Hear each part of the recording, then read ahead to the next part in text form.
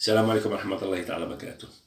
اللهم صل وسلم وبارك على سيدنا محمد وآل محمد كما صليت وسلمت وباركت على سيدنا إبراهيم وعلى آل إبراهيم في العالمين إنك حميد مجيد.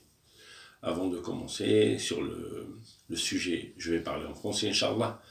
Avant de commencer sur le sujet que je vais de Sadara, la deuxième vidéo en arabe, je vais essayer de la ramener en français pour tous mes amis qui ne maîtrisent pas la langue arabe. Et je passe le salam alaikum à tous mes frères et sœurs, un ami qui est en Irak, Ya Allah, qu'Allah le protège, et tous les Marocains, les Algériens, les Tunisiens, nos frères, qu'Allah vous protège, et sans oublier tous les pays musulmans, Inch'Allah, qu'Allah vous protège. Ya Allah. Avant de commencer dans le sujet, Inch'Allah, on va lire un petit peu le Coran, et après, on va faire ce deuxième sujet sur Sadara. Bismillah ar-Rahman ar-Rahim. آمن الرسول بما أنزل من ربه والمؤمنين كل آمن به وملائكته وكتبه ورسله لا نفرق بين أحد من رسله وقالوا سامعنا وأطعنا غفرانك ربنا وإليك المصير لا يكلف الله نفسا إلا وسعها لها ما كسبت وعليها ما اكتسبت ربنا لا تؤاخذنا إن نسينا واخطأنا ربنا ولا تحمل علينا إصرا كما حملته على الذين من قبلنا ربنا ولا تحملنا ما لا طاقة لنا به ربنا ولا تحملنا ما لا طاقة لنا به واعف عنا واغفر لنا وارحمنا أنت مولانا فانصرنا على قوم الكافرين. صدق الله العظيم. Donc le sujet c'était Sadara. Je vais rentrer directement dans cette histoire. Il y avait quelqu'un qui s'appelait Nasr le pêcheur. Ce Nasr le pêcheur, il était très très pauvre. Il n'avait pas de travail. Et avec une famille très pauvre, sa femme et ses enfants. Ya Allah. Le seuil de pauvreté. Et Nasr, comment il arrivait à subvenir aux besoins de sa famille? Il allait pêcher le poisson. Et des fois, il ramenait le poisson. Et des fois, il ne faut pas manger non plus trop de poisson tous les jours. Il vendait le poisson pour acheter autre chose à la place et ramener pour subvenir aux besoins de sa famille. Un jour, Nasr, il est sorti faire la pêche. Il a eu 2 poissons. Ces 2 poissons, ça ne suffit pas, ni pour lui, ni pour sa mère, ni pour sa femme, ni pour ses enfants. Subhanallah. Donc il est parti au marché, il les a vendus, et l'argent qu'il a récolté, il a acheté 2 pains. Sur son chemin au retour de chez lui, il croise une pauvre dame, Ya Allah, très pauvre, assise par terre, triste. Ya Allah. Et elle lui dit, donne-moi ce que Allah t'a donné. Nasr, comme il avait des ressentis pour ce sujet de pauvreté et tout, il a donné un pain à la dame. Et la dame, elle était tellement joyeuse avec ce pain qu'Allah lui donne, à travers Nasr, elle pleure, elle dit aucun mot, subhanallah. Innahu alim bidat as-sudur. Allah Jalla Jalaluhu, c'est le seul qui sait ce qu'il y a dans nos cœurs. Si les paroles y sortent, c'est bien, mais quand la goutte de larmes elle sort, il n'y a qu'Allah Jalla Jalaluhu qui sait l'expression de cette petite goutte de larmes qui est descendue. Est-ce que c'est quelque chose de joie ou de tristesse? Si tu fais mal à quelqu'un et tu lui fais pleurer, cette goutte de larmes, tu vas la payer, mon frère. Et si tu fais du bien, et la personne, elle pleure de joie, aussi tu seras récompensé par Allah Jalla Jalaluhu. Donc il donne un pain, il continue son chemin, il trouve un petit garçon aussi pauvre que lui, et que la dame. Il lui dit la même chose, donne-moi ce que Allah t'a donné. A'tini ma'tak Allah. Et Nasr, il a été très sensible à ce petit garçon, avec sa petite voix et cette pauvreté. Vous savez ce qu'il a fait? Il a donné le 2e pain, il ne lui reste rien. L'enfant, il était tellement heureux qu'il a sursauté. Il a dit de joie, merci, merci, merci. Il a fait un petit doigt vite fait, il a dit, Ya Allah, fais-le rentrer au paradis. Ya Allah.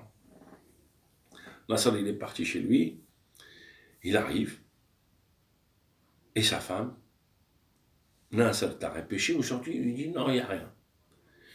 Il parle avec sa femme, il lui explique l'histoire, et elle n'a rien dit parce que c'était une croyante.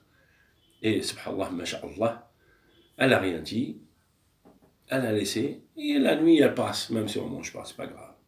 Mais il y a d'autres femmes là dans notre réel à nous, aujourd'hui, subhanallah, qu'Allah nous pardonne, il y a des femmes, quand leurs maris vont travailler, ils font les commerces ou n'importe quoi, et qu'ils n'ont pas d'argent, ou ils ont la RSA, et quand il ne fait pas les courses, il fait quoi? Je ne dis pas toutes les femmes, respect aux pieuses.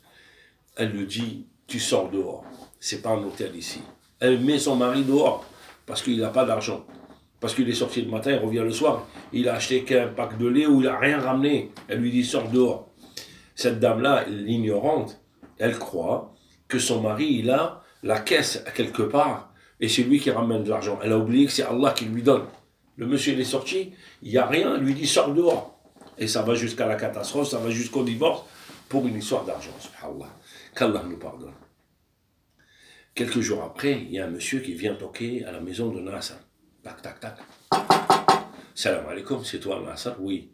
Moi je connais ton père il m'a laissé de l'argent et ça fait longtemps que je te cherche et je viens te rendre ton argent. Nasser, il était content, heureux.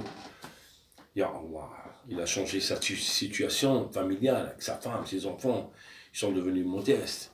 Ya Allah, et l'argent qui restait, il a fait du commerce avec. Ya Allah, il a multiplié à Nasser cet argent des dizaines et dizaines. Allah il multiplie comme il veut, à qui il veut. Et Nasser il est devenu très riche. Et Nasser, qu'est-ce qu'il faisait? Il a compris. Donc il a continué à faire sadaqa. Et les gens ils disaient, ouais, Nasser il fait sadaqa. Et Nasser il a adoré les compliments des gens qu'on lui dit sur lui. Ouais, c'est quelqu'un de généreux, c'est quelqu'un qui fait sadaqa. Et cette ville-là, quand les gens y rentraient, où ils avaient un besoin quelconque de la vie financière, un mariage, autre chose, n'importe quoi, les gens ils leur disent, allez-y voir Nasser. Nasser c'est quelqu'un, on l'appelle l'homme de sadaqa, parce qu'il donnait sadaqa, subhanallah. Et Nasser il adorait qu'on lui faisait les compliments. Nasser, sadaqa. Il était heureux. Ya Allah. Quelques années après, Nasser, il était en train de dormir, et il a rêvé qu'il était mort près d'Allah Jalla Jalaluh. Écoute bien mon frère, ma soeur, écoute bien. Alors, il a rêvé qu'il était destiné pour l'enfer. Nasser, il a eu un choc ici. Il dit, subhanallah, ya Allah, elle est où sadaqa que j'ai donné? Normalement, avec tout ce que j'ai donné, je vais rentrer au paradis. Ya Allah, elle est où sadaqa? Allah lui dit, ya Nasser, la sadaqa que tu as fait, tu as été récompensé. Parce que tu l'as fait pour toi. Tu adorais le compliment qu'on dit sur toi.